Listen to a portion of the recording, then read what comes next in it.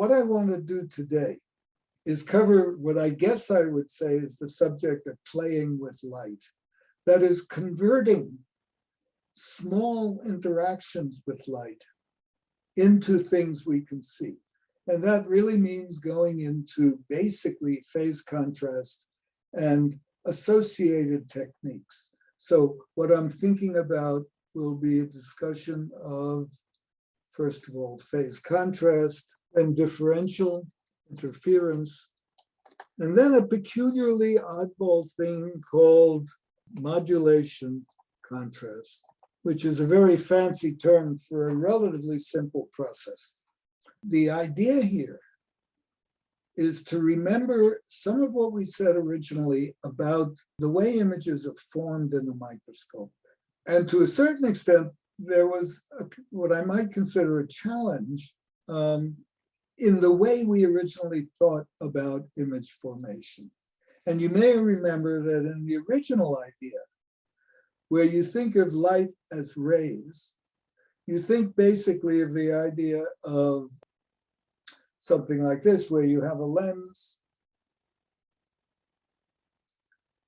and the rays that come from the object are brought to a focus and through a focus and eventually give you an image in space like that. And it's all based on what you might consider the flow of photons. I mean, that it's a kind of a linear model for how you assemble things. But you may remember also that the key to Abbe's view of both resolution and how microscopes work was that actually, even if you have a lens, and you will have a lens, okay, that the object itself is not just a source of rays, linear rays of light, but is a source of waves of light. And if you simplify this thing, this sample enormously, so instead of an arrow, we have a point. Now, what you might expect to see would be a pattern that amounts to something like this. I'm sorry it makes the diagram so awful. But what you end up with is a diffraction pattern based on the waves of light coming from a point and the light that's used to illuminate the sample. So you end up somewhere in space, and it turns out to be the back focal plane of the objective lens with a diffraction pattern. But the basic idea is that you have something from the side, or that looks like a main peak of intensity, and then weaker and weaker spots as you go away from there. And if I try to draw this thing as a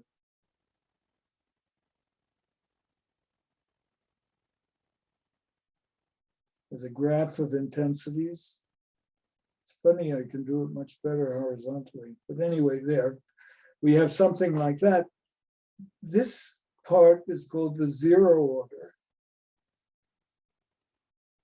And then these are 1, 2, 3 additional orders, diffraction orders. What Abbe showed was that the zero order by itself contains relatively little information.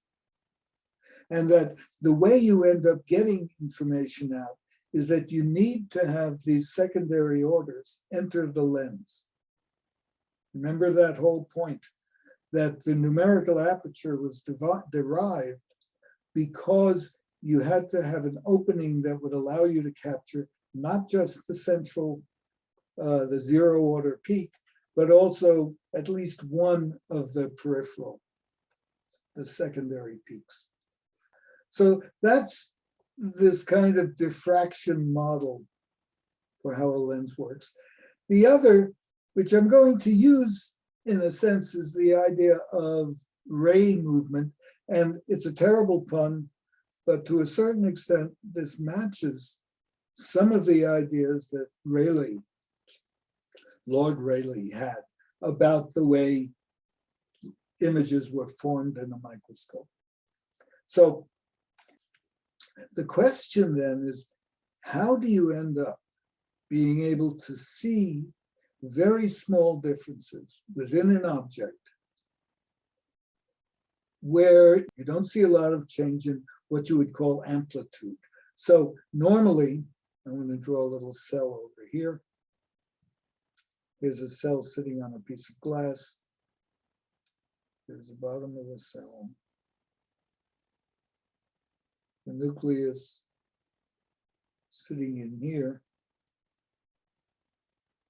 Now, in most cases, nucleus, even if it's unstained, provides some obstacle to the path of light going through.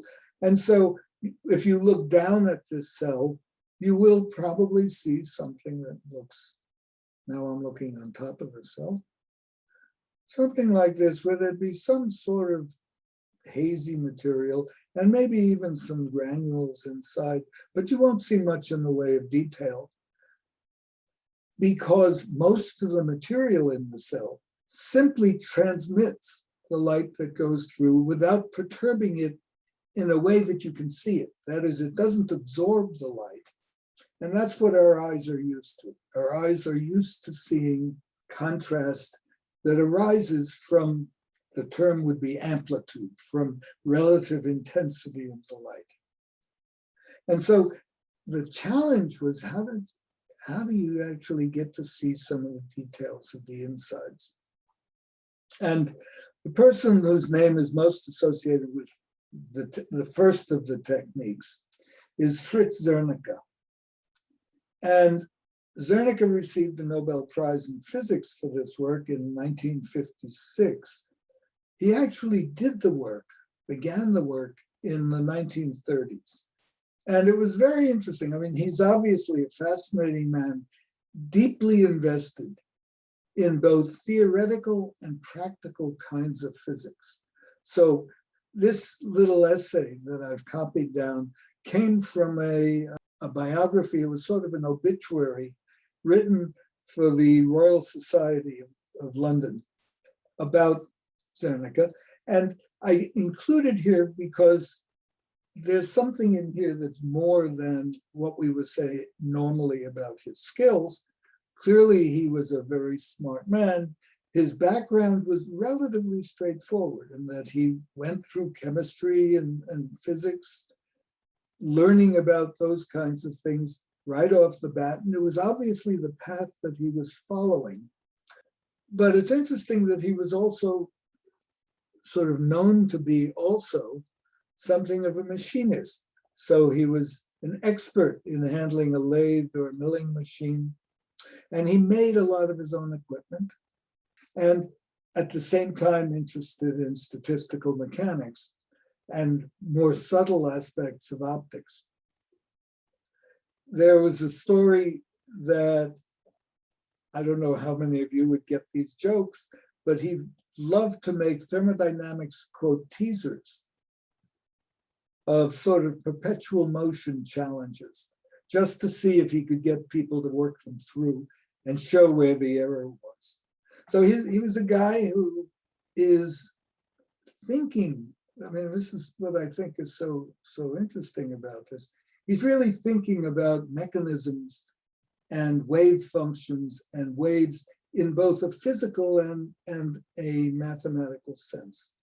So if you read his Nobel Prize lecture, or if you read the lecture on this obituary, you can see how his mind worked to get to this issue of what we now think of as phase contrast. He says he got the award, the Nobel Prize, specifically for developing phase contrast.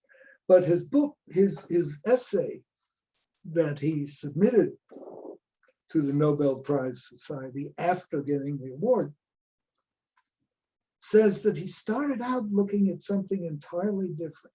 He was looking at something that were called, and this is a wonderful term, if you ever try to Google it, Roland ghosts. It's a wonderful term, and if you Google this thing, You get all sorts of old movies with ghosts in them and people appearing behind doors and things like that. But the Roland ghosts actually is a phenomenon that has to do with diffraction gratings. And you may recall, a diffraction grating is basically a sheet of, at the time this was done, was a sheet of metal. And in that sheet of metal, a specially designed ruling machine, a machine that drew grooves, would make a series of grooves very closely spaced together, like this.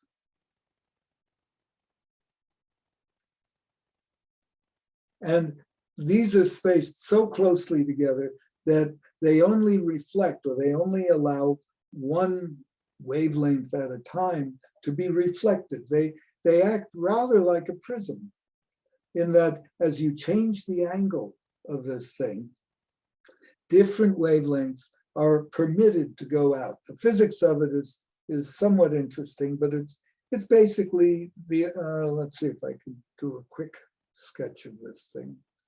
If you have something like this,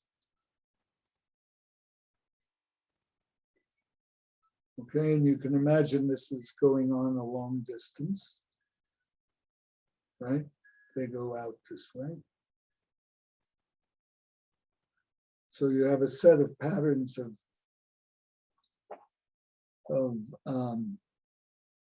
grooves. Now, a wavelength of light that comes in to this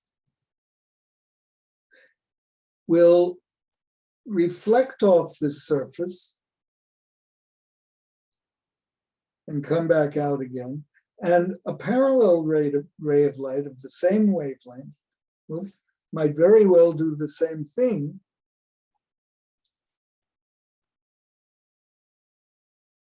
and reflect off the way I've drawn this, off the next row, the next item in the row. So what's happening now is that, so this beam and this beam are now together in phase with each other, and they're reinforced, while another wavelength coming in and hitting this edge doesn't find a mate to go with, and so is suppressed by that process. So that what you would get if you had a properly formed diffraction grating, something like this, was that you would get to see a single color as you looked down onto that machine. It turns out that that's the theory. And the problem with practical diffraction gratings is that the machine that makes them isn't perfect. And so, at least according to the one that Zernika describes, there was always a little hiccup. Every certain number of these lines, there was a slight hiccup, not much, just a little bit. But what it did was, instead of seeing a single colored line, which would be something like this, you actually saw fringes around the edges. And those fringes are what are known as Roland ghosts. Now, what Zernika says is he saw these things right after a paper came out describing them, very early on, 1920s or something, and just sort of filed it away. And then at one point, he started thinking about it some more, and he realized that although what he was seeing was something you could define like this, that in fact, how he discovered this part is still a matter of sort of genius and insight. What he discovered was that these peaks, although of the right intensity to interact, those peaks were in fact out of phase.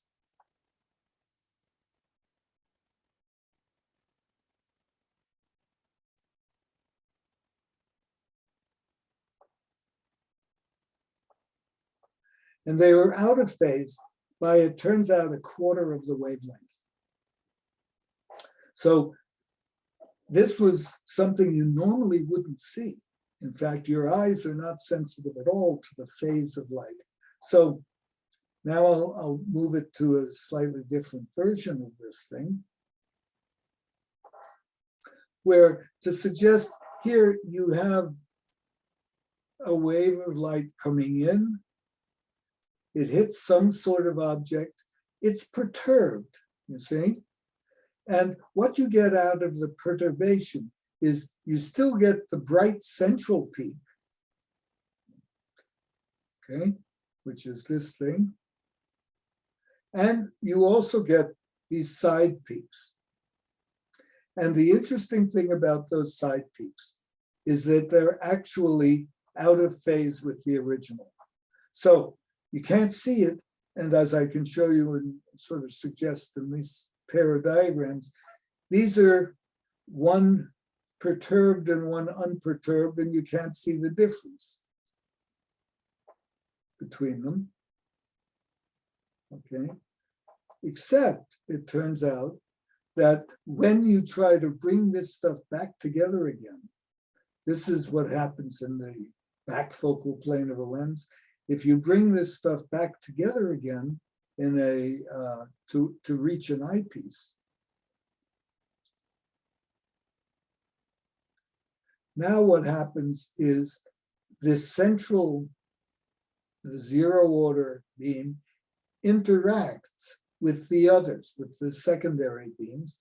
And if they're not in phase with each other, instead of getting a normal bright pattern, you can get interference between those waves. So although you can't see it here, let's say this is at a certain degree, a certain wave, certain phase here. And this is the same phase minus 90 degrees. But we can't see it. Now, what Zernika found is that if you can construct a microscope system, he applied it first to mirrors and telescopes, but eventually realized you could do this in a microscope, where if you imagine the way a field of view is in a microscope, I'll just draw a picture of what I'll call the back focal plane of a lens. And remember that the lens itself is down here somewhere, okay? The image is actually spread out as a series of diffraction fringes all the way along here. In one way or another. It's much more complicated. It's not necessarily linear. There's all sorts of stuff, but the diagram will be impossible. Now, if you have a full illumination of this thing, then not only do you have all those secondary peaks sitting around in here, but you also have all those primary peaks. And it looks like the sort of classic Rayleigh type of image formation. That is, you have all these peaks that then become part of the final image. But now, supposing your sample did something to shift the phase of light here. Well, if you did that and still had those peaks, you might not see much of a difference because it's 1/4 of a wavelength, and 1/4 of a wavelength doesn't do very much. What Zernika said was, supposing I now modify the 0 order band. So he takes the 0 order, I'll give it to you as this blue one.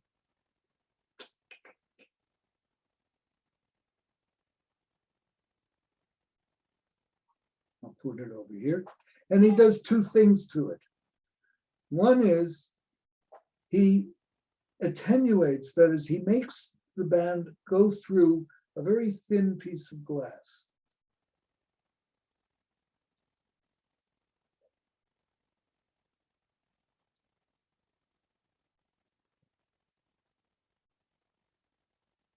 When it goes through the thin piece of glass, that slows it down.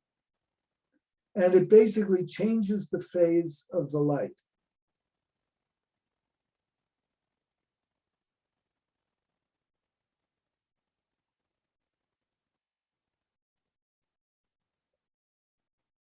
But if you did that, just the sum of the light, what would happen is you might not see a generalized effect because this is so bright compared to the rest. So what he does in addition is he makes this plate not only a certain thickness, but he makes it absorbent.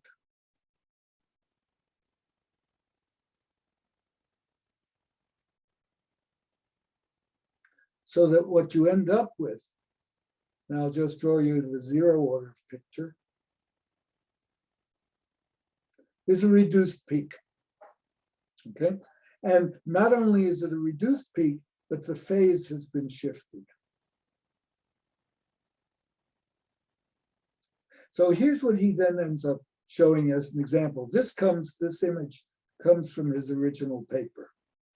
And what he says is, you see, here, this is the main peak of an unperturbed sample. Here is what happens as a result of both changing the phase and reducing its intensity. The peak now is much smaller, and it's out of phase with the original data, so that what it ends up doing is canceling this out. And now this shows up as dark because it's been canceled out, right? You have ups and downs going in opposite directions. But how do you limit this so that it's only sort of part of the machine? So here's where the other part of the insight was. He has to create a plate that will do this kind of thing to the light. That is, that will attenuate it, that will change its phase.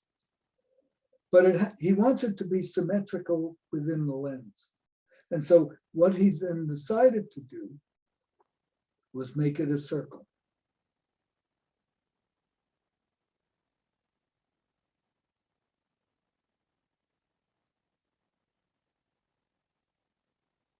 And not only did he make it a circle, this is still in the back focal plane of the objective lens.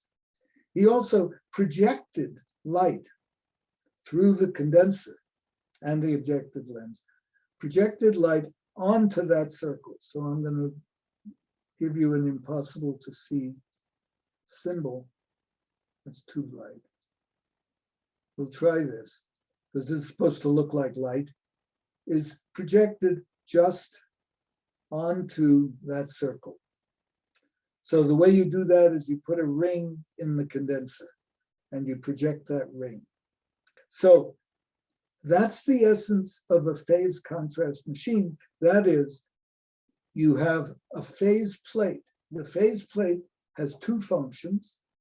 It changes the phase of the light specifically in the zero order bands. One way of thinking about this in addition is that although we have the zero order bands in this ring, the rest of the data, all of those secondary bands, are spread out across the whole field of the microscope. Okay, so that when you form an image again, they are forced to recombine with the light that is now going through this, this phase plate. So let's see if I can make that look like a microscope. Ah, look at that, looks like a microscope, okay? So here's the idea. You take in the condenser of the microscope, you put this ring, a condenser annulus. So this is the condenser annulus, which in its side view looks like this, where you see the openings in the side, projecting this ring of light through the sample into the objective lens, and in the objective lens, up here,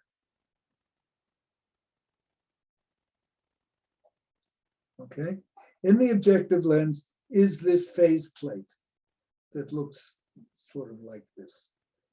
And I'll show you in a second what it looks like for real.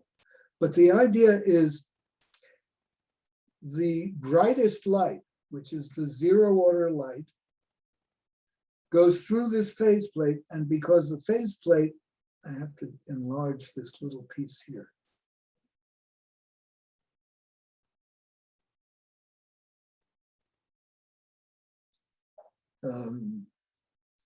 Yeah, the little hole in here, you'll see, is not only shorter, but also has some sort of material in there. And that's supposed to absorb the light and reduce its intensity to make it balance the rest of the light that's going through. Okay, so that's what this phase plate is.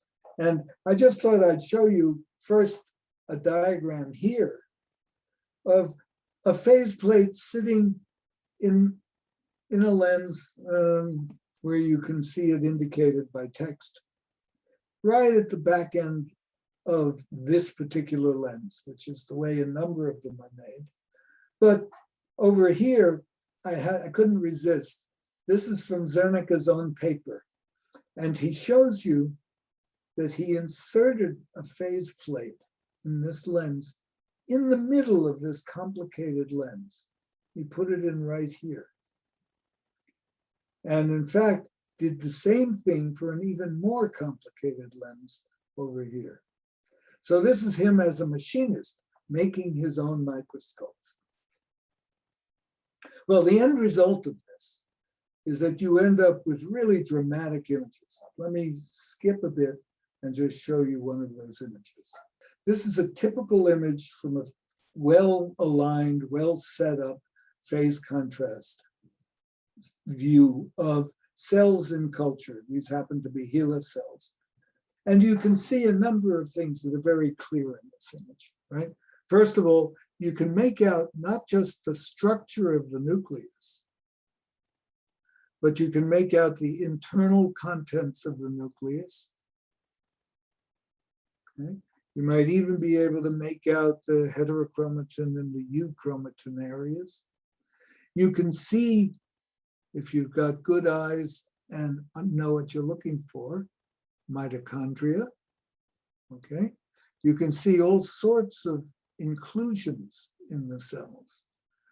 So enormous amount of detail. There's another beautiful set over here of some mitochondria. Okay? And the other thing that you see is a halo. And you see this halo. It's characteristic of phase contrast. And Zernika describes this, and he says, well, it's partly because you can't get that ring to be 100% the zero order component of the light, that you're going to get some fringes, some stuff around the edges of that ring, and that will give you these halos. Well, let's go back then and think about the machinery that's involved here.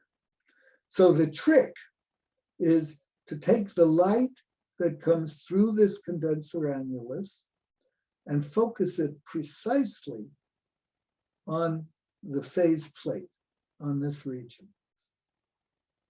So I've got some wonderful, these are the results. I want to show you the actual system so you can play with it yourself if you want. These come from the Microscopy website. We've mentioned it before a couple of times. They have remarkable kinds of animations, and so I might as well take advantage of them for you. So what they have set up is this. A sample. It says here Chinese hamster ovary. No, these are Chinese hamster ovary cells. There's no ovary in this picture. And they've got it set up, well, it's a little dark at the moment. Let's raise the voltage so you can sort of see something. And then I'll bring it into focus a little bit. See? I can get something, but it's not particularly brilliant. And there's a way to look at that back focal plane in the microscope. Let me show it, remind you of it again. Okay, so the back focal plane, which is down in here, you can see if you use a telescope or certain kinds of other lenses, but you can actually look at the back focal plane of the objective lens. And if you do that, then what you see is something like this. Oh, look, there's a ring and the projection. The bright ring, this one, is the light that comes from the condenser. The center dark ring is the ring from the that's in the back focal plane, that's in the objective lens. So I now have these wonderful adjustment sliders, and I can move them around. So I can align it so that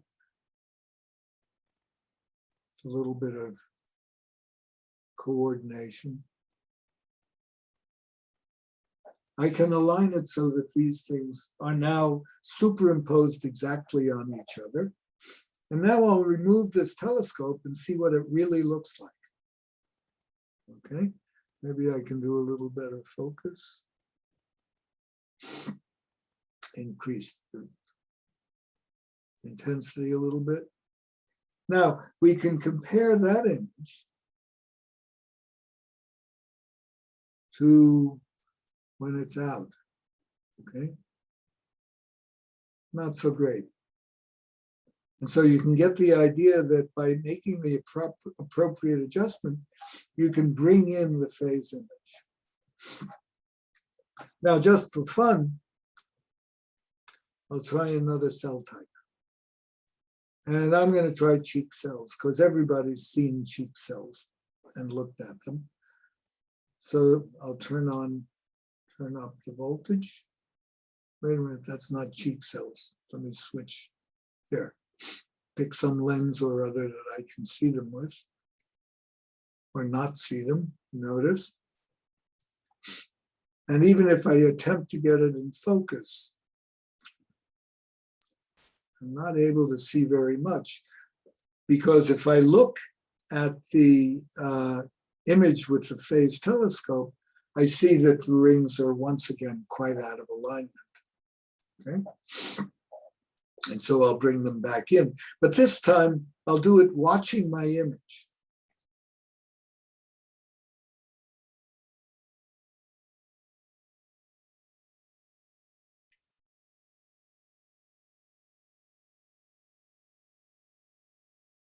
Okay?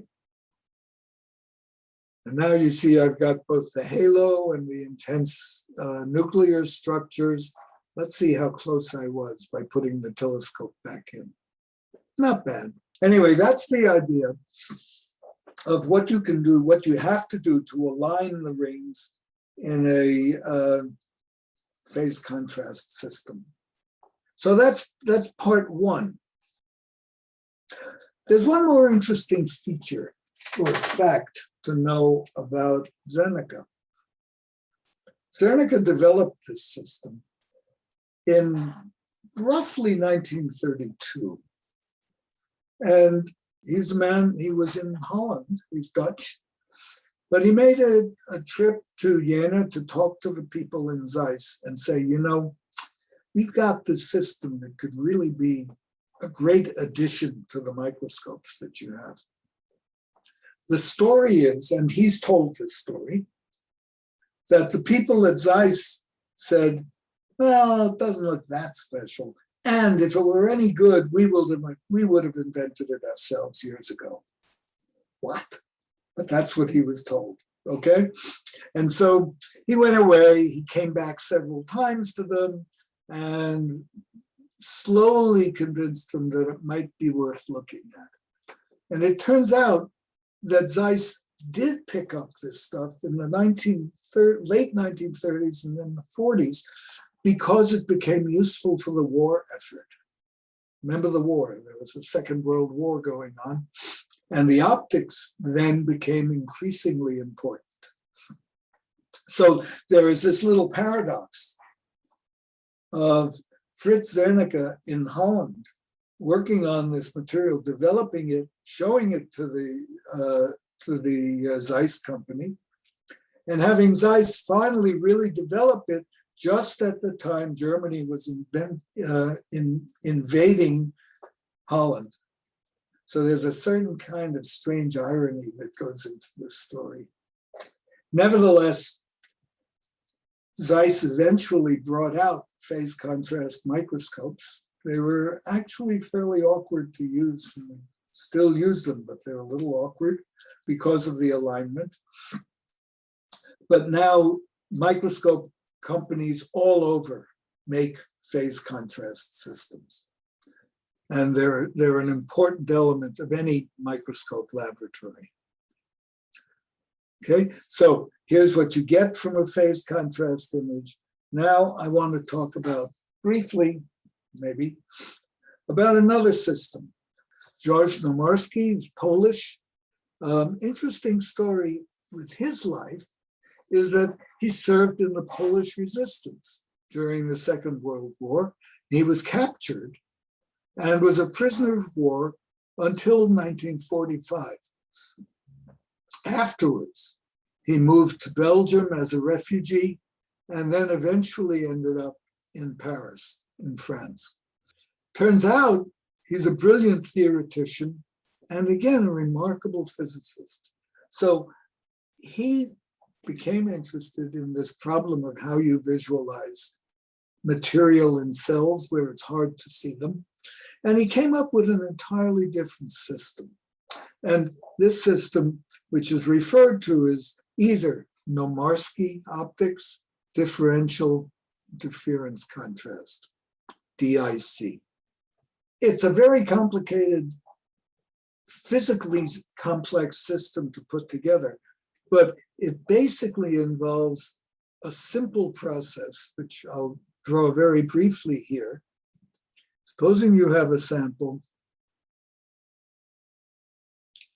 in which there are differences, sort of close differences between one region of the sample or another. And you'd like to emphasize those differences. Well, what you can basically imagine is, supposing I send two beams of light through here, narrow beams of light, one through here and another one through here. And I set it up so that they would normally just go right through all by themselves without interfering. But if something happened to one of them compared to the other, then maybe we could get these two rays of light to interfere with each other. And then maybe we'd see contrast. So that was the design that he played around with, that he worked with. And he came up with what looks like a very complicated system. The key to it is a thing called a Wallaston Prism. And a Wallaston Prism was developed and was identified originally by Wallaston, who was a 17th century scientist. But his basic idea was, if you take polarized prisms, so these are polarized, and you, let's see if I can draw a polarized prism. Good luck.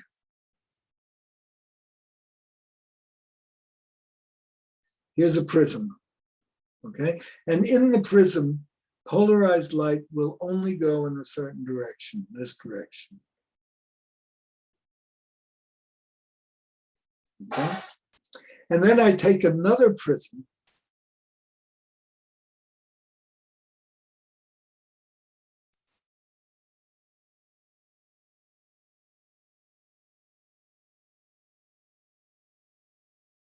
so it's going to look like a prism, sort of. Oh well, in which the orientation is the obvious, is the reverse. That's what this is supposed to indicate, this diagram. Now, when polarized light enters this prism, it actually ends up being split into two close rays of light that are moving in opposite, that are oriented in opposite directions. So to make this microscope, the idea is you start with a polarizer, you send the light, polarized light, through a Wallaston prism, and what happens there, the light splits into two beams. These beams are as close together as, a couple of wavelengths of light. So ignore the diagram, if you will.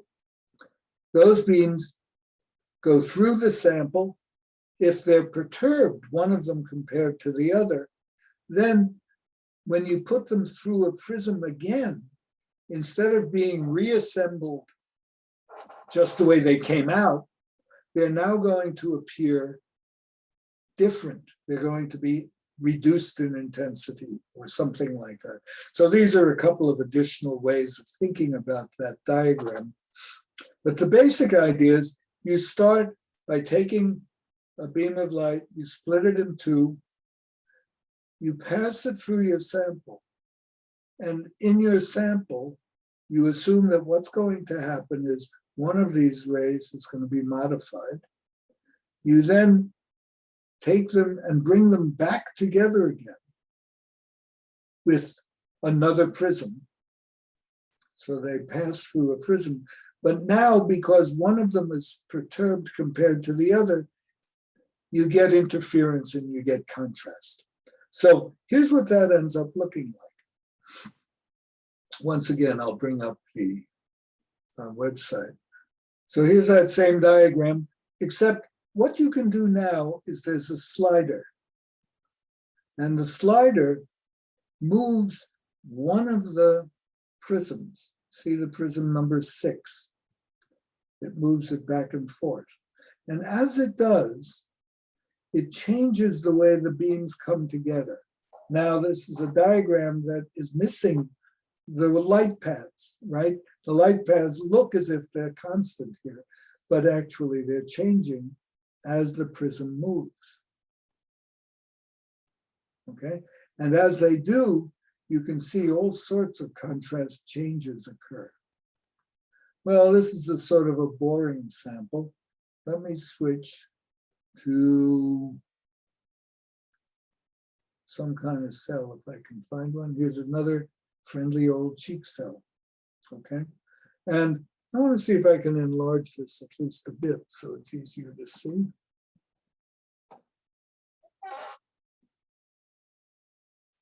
There are all sorts of interesting effects that show up with color as well as contrast. But now, if I go to the very edge where I don't see any contrast, now as I move that prism across, you can see that I go through a phase where I'm really seeing a beautiful, flat sort of surface. Then it sort of goes into what's actually a dark field image. And then we see it again coming out on the other side. And we also get some very interesting color effects.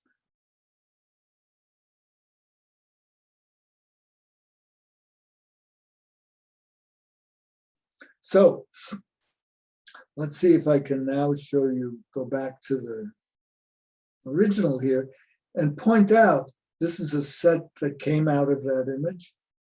One of the interesting things that you see here is that, look at the nuclei from two different views. In one case, what looks like a shadow is on the upper left, and in the other image, it's on the lower right. And by moving that prism, you actually change all of these contrast relationships. Okay, so here's a wonderful example from a terrific page of the difference between, for the same sample, a phase contrast image and a DIC image. On the page, you can select many examples. Oh, I guess I have to show you. And you'll see this page is kind of extraordinary. You can take whatever you want to look at.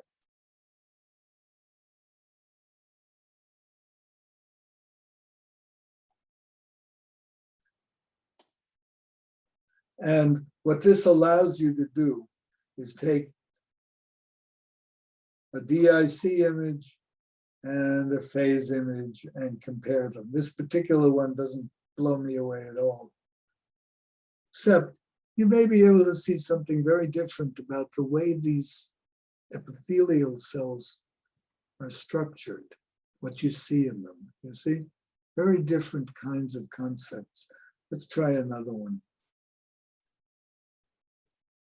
This is actually, geez, I hate to admit it, this is a sample I gave them, Mike Davidson, years ago. These are the fiber layers in a slice of chick retina. And you can see by phase, they're kind of a confused mess, but in DIC, you start to actually see these fibers as individuals, and you can see the crossing over of different ones. Okay. Well, let's go back, and you can pick out others for yourself later on. Okay.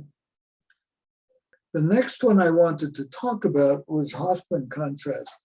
The idea here is to go back to that original idea of what is it when light goes through a refractive index difference.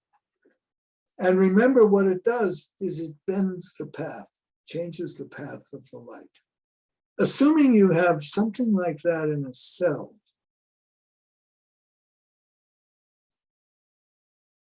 and that there's sort of a refractive index gradient over here of something material, then light going through here will go at an angle.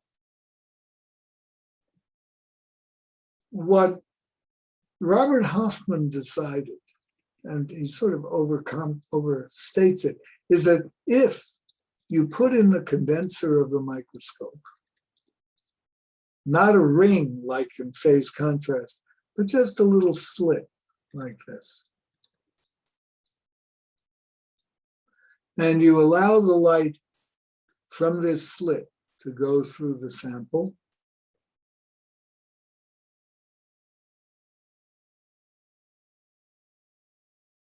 okay, and here's your sample.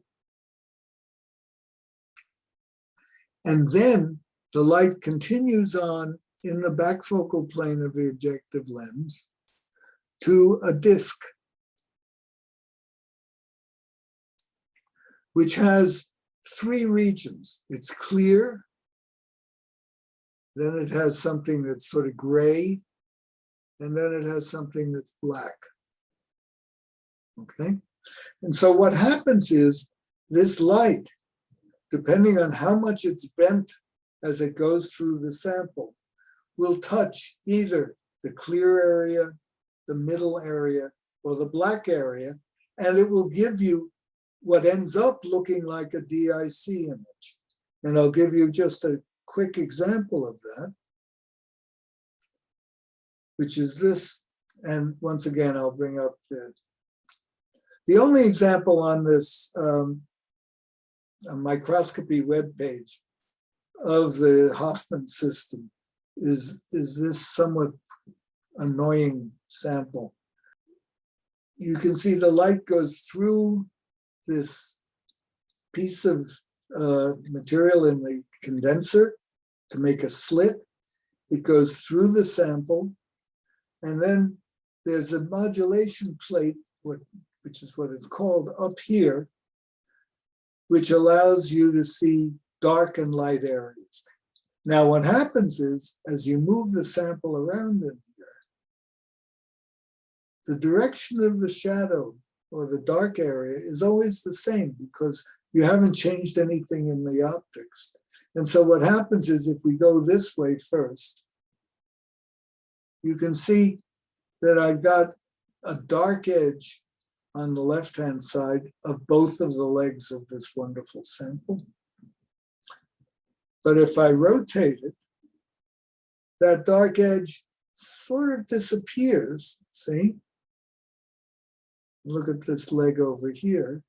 And now it shows up on other parts of the sample, but again, always on the left-hand side. So it's as if this thing is moving with a light source on one side of it. okay? There are some difficulties with this system because it uses so much of the light that you lose resolution. And so you can't do really high resolution imaging, but you can do cells and other similar sorts of samples. So here are a couple of examples. This is a stentor. It's a protozoan, and it looks more or less the way you would see a DIC image of that. And this is an example of some diatoms that are also seen with this microscope. They were taken with this microscope. I've used it for cells in culture, and it does work with cells in culture pretty well. You can actually make out the details of cells as well.